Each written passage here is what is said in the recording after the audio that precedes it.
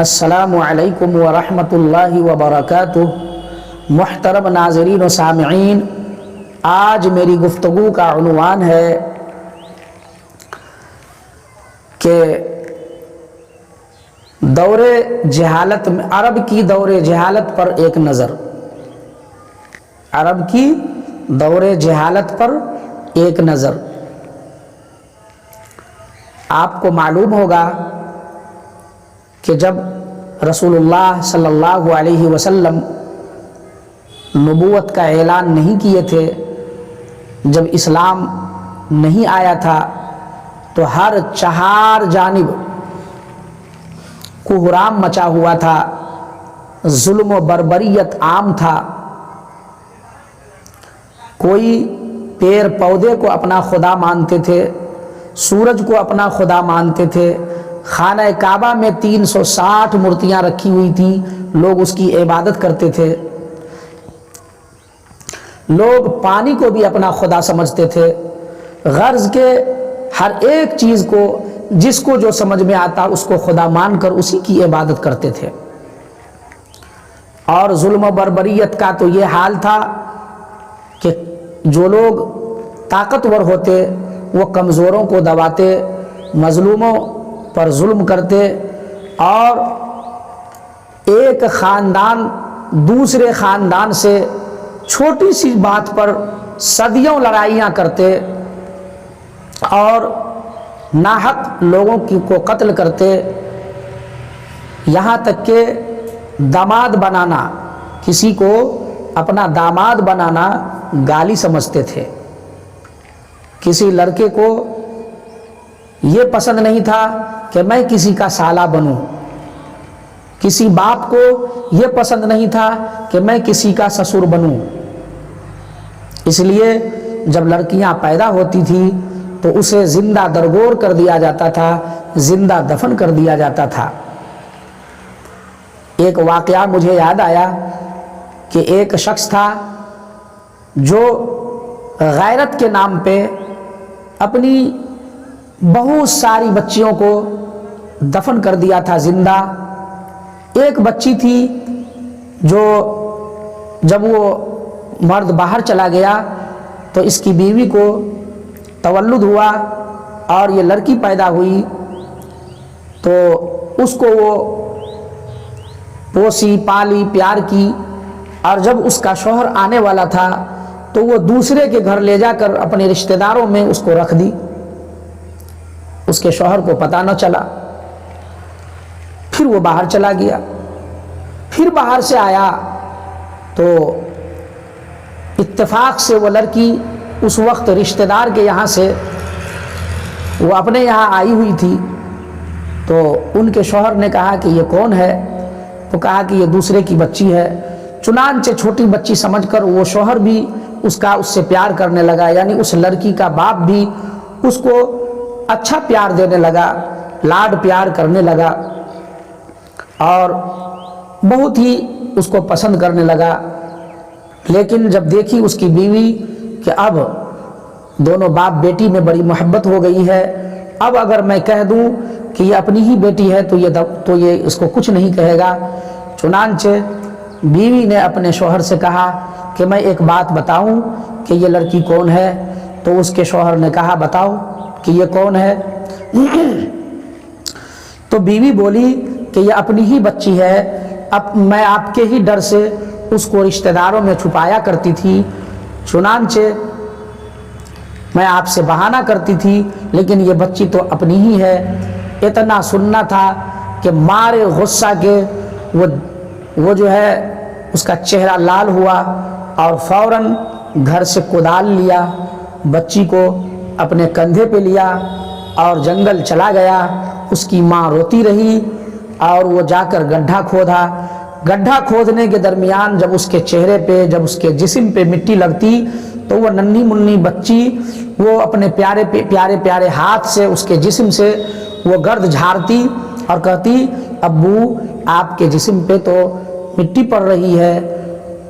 یہ سب کچھ وہ دیکھتا رہا، لیکن جب وہ گڈھا بہت ہی ہو گیا، جب بہت وہ گاڑھا ہو گیا، تب جا کر وہ اس شخص نے اپنی اس پیاری بیٹی کو اس گڈھے میں ڈال کر اوپر سے مٹی ڈال دیا۔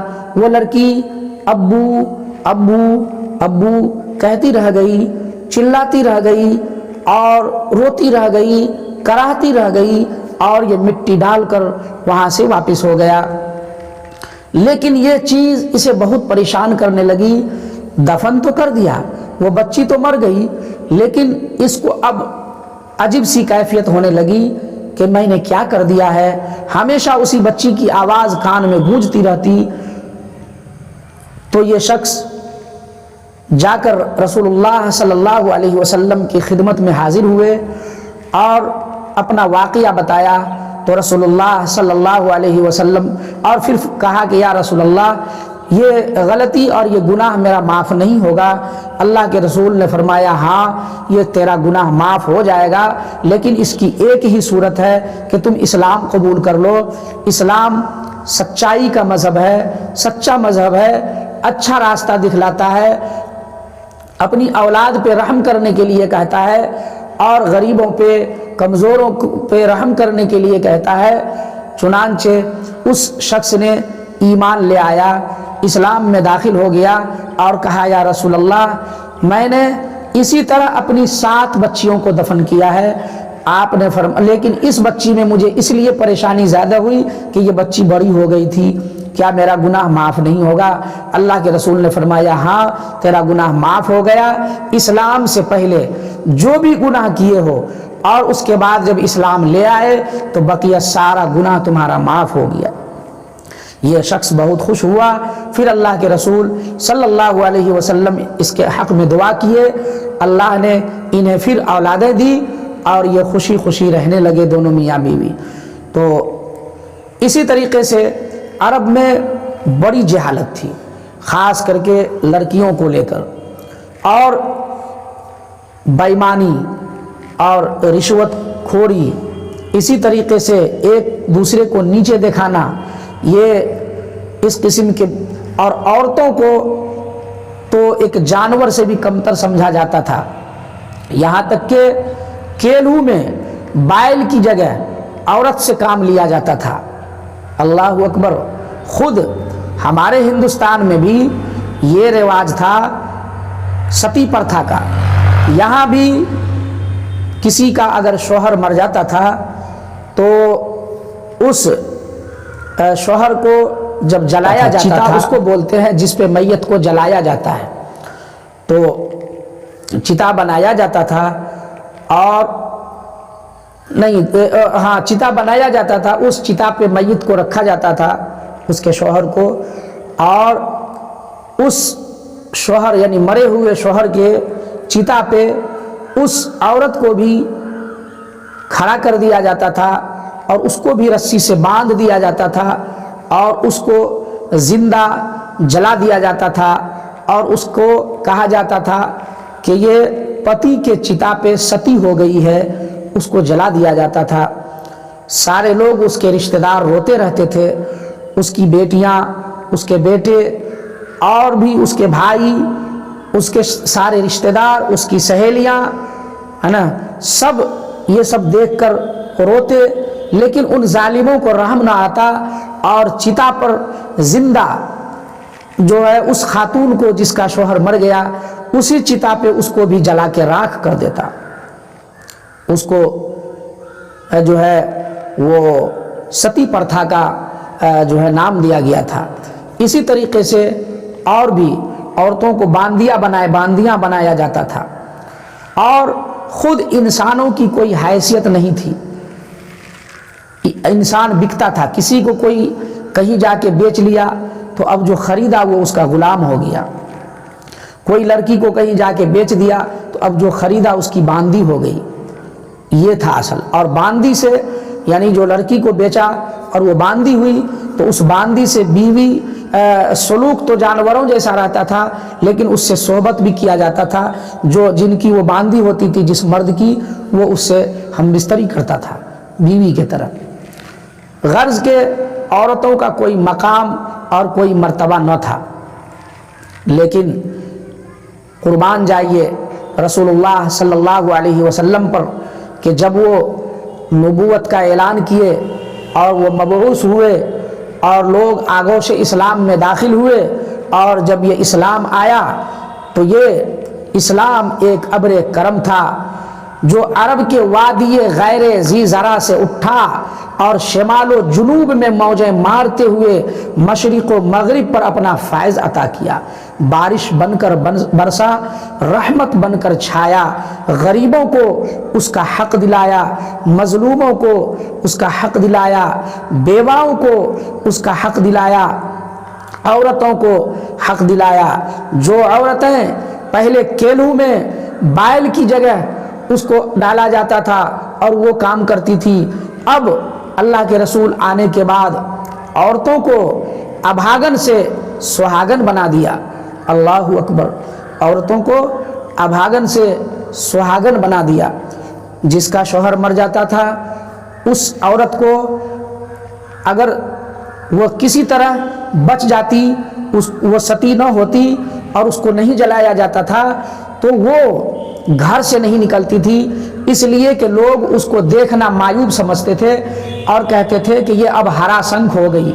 इसका शौहर मर गया तो कोई उसको डायन कहता था, कोई उसको हराशंख कहता था, कोई उसको दरिद्र कहता था, कोई उसको दरिद्र देवी कहता था, कोई उसको और कुछ कहता था, लेकिन कोई उसकी शक्ल नहीं देखता था, उसका चेहरा नहीं देखता था, बल्कि वो औरत कूढ़ कूढ़ के घर में जीती थी।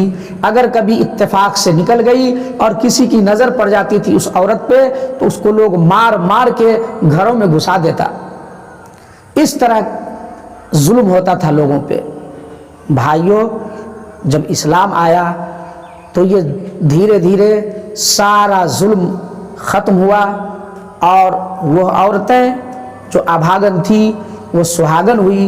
यहाँ तक कि जिस औरत का शौहर इंतकाल हो जाता है तो अब उसकी शादी दूसरे मर्द से भी होती है। इस्लाम ने कह दिया कि वो औरतें जिसके शौहर मर जाए, चाहे एक हो, दो हो, 10 ही शौहर क्यों न मर जाए, वो 11वीं से वो शादी करना चाहे तो कर सकती है। इसलिए कि शादी करना इस्लाम में पसंदीदा अमल है, मायूब अमल नहीं है। जब इस्लाम आया तो सारी ये जुल्म व बर्बरियत ख़त्म हो गई। अल्लाह ताला हम सबको जुल्म से बचाए। आमीन या रब्बल आलमीन। व मा अलैना इल्लल बलाग।